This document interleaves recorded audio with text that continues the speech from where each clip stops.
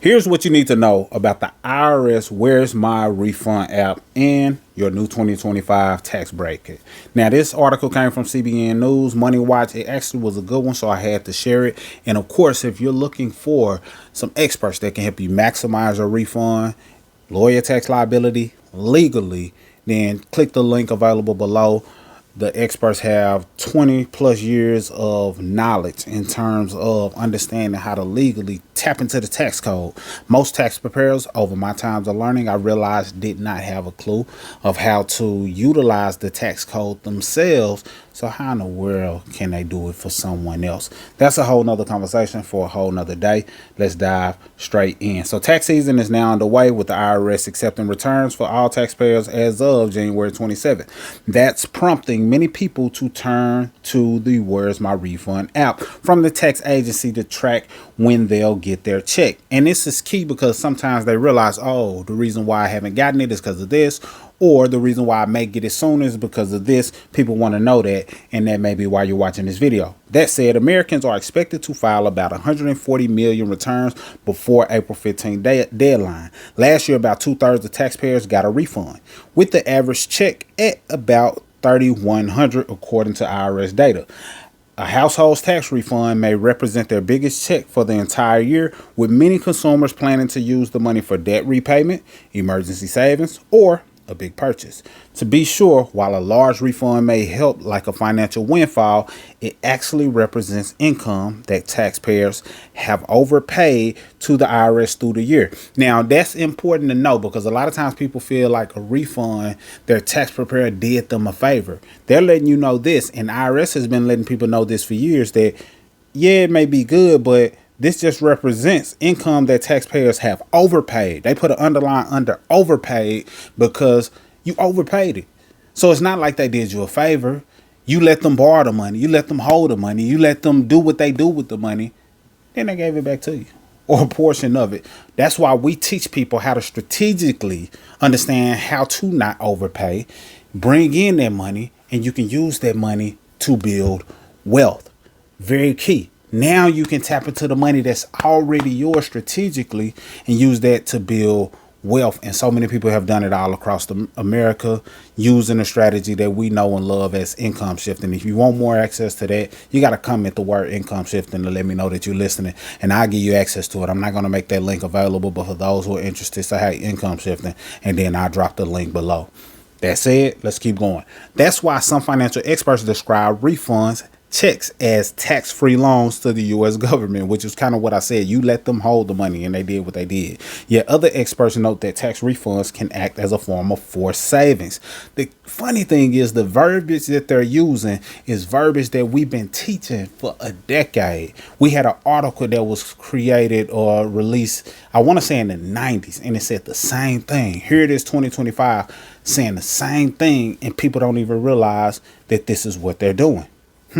So it's a forced savings for many people. Basically, what that means is, yeah, you overpaid, but you look forward to that lump sum. So now you can say, hey, we're going to put this whole lump sum into this savings account. It's like a forced saving. Not a bad thing. I'm not against it because I've benefited from a large refund check in my years as well. But I just at least want people to know what's going on so they don't get caught off guard or bamboozled by the tax preparer who they think did them a favor. No, they just filed your taxes and gave you the money that you already paid in many cases. Now, some people are doing extra stuff, lying and doing things that put you in a predicament. That's not what our experts do when you click that link that's in the description.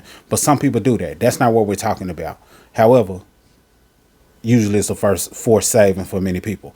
Now, this allows those taxpayers to reap the benefit in their annual refund.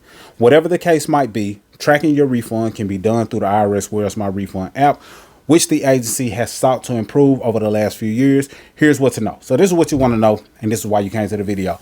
How does Where's My Refund work? The IRS operates the Where's My Refund service on its website, but taxpayers can also use a mobile app called IRS, the number 2, Go on their phones and other devices. Both services will provide information about your 2024 return about 24 hours after you e-file, the IRS says. However, people who file paper returns will need to wait about 4 weeks for their information to appear on the Where's My Refund or the IRS to Go app. So it's very important to know that if you e-file, it's faster. Obviously, if you paper file, 4 weeks or so before you'll be able to see those details. Both services require taxpayers to enter their info to be able to track their refunds.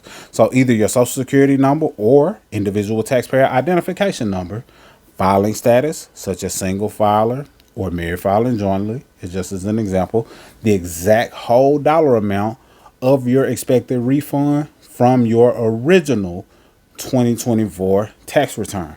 So you want to have, some of these numbers in your hand available, so that way when you're tracking it, they know it's you based on these specifics.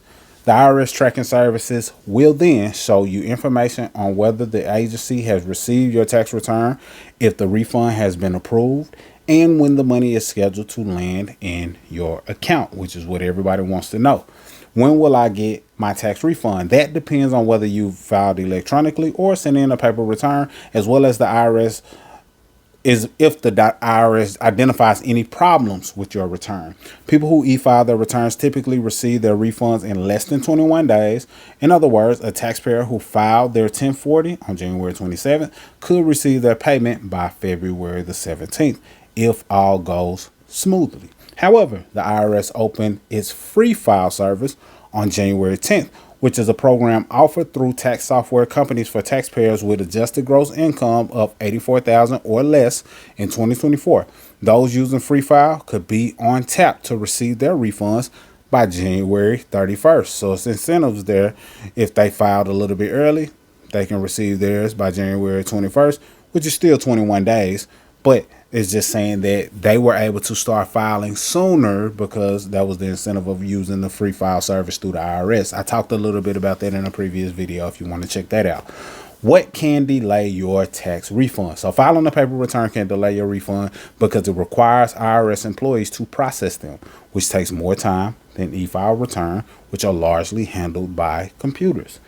That just makes sense. Claiming either earned income tax credit and additional child tax credit can also slow down a tax refund.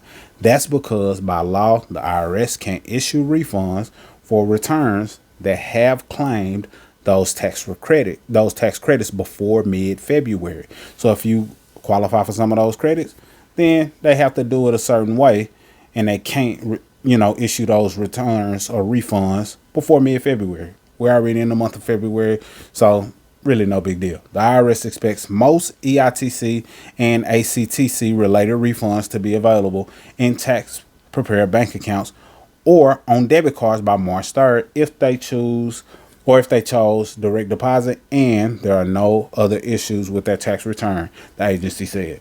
Some issues can also trip up tax refunds, such as if there are math errors on your return, missing or incorrect social security numbers, or misspelled names, according to the IRS. While these might be innocent mistakes, it can cause the IRS to flag your return and delay your refund. This definitely can happen due to your user error or different things. So it's important for, if you're filing it yourself or your tax preparer, it's important for them to go through it real, detailed in a way that minimizes mistakes, because a simple error can delay it unnecessarily. May not be anything that you did wrong or something you should be fearful of. It's just a common error, but making sure everything is on point, intact, can be helpful. It's sometimes people who submit their information, they're submitting so fast because they're ready to hurry up and get it filed, and they accidentally submitted some wrong numbers and caused a delay. So be mindful when you're submitting your information to whomever is preparing your taxes. And even if you use the link in our description to get with our tax experts, make sure you're sending them the information as cleanly as possible so everything is smooth. Let's keep going. What's my new tax or 2025 tax bracket? This is important to know so that way you know what you fall into or category wise, and if you may qualify for using the free filing system that the IRS has available, because like it stated, for those who make under 84,000, then you can qualify for the free. But knowing what tax bracket you fall in is also important, because if you know what tax bracket you fall in, and if you listen to us and the information that we share, then you know that, okay, there are ways that you can actually lower your tax liability. And in some cases, you can get extra tax deductions And those tax deductions put you in an even lower tax bracket. Don't look at that as a bad thing because you fell into a lower tax bracket.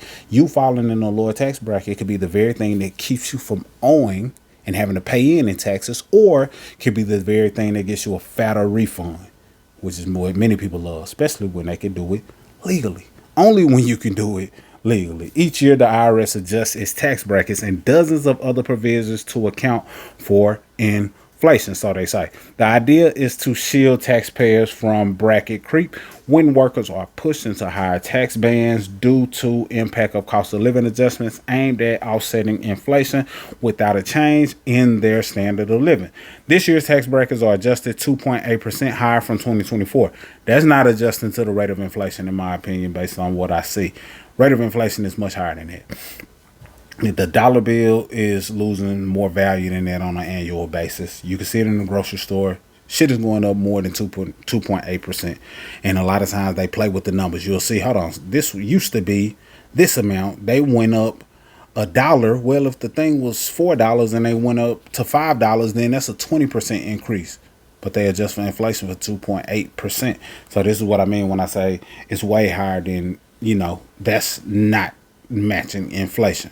Because a lot of times they'll change the prices within the same week and it's costing a little bit more. They may bring it back now, but you got to understand when inflation is much more than what they paint the picture to be.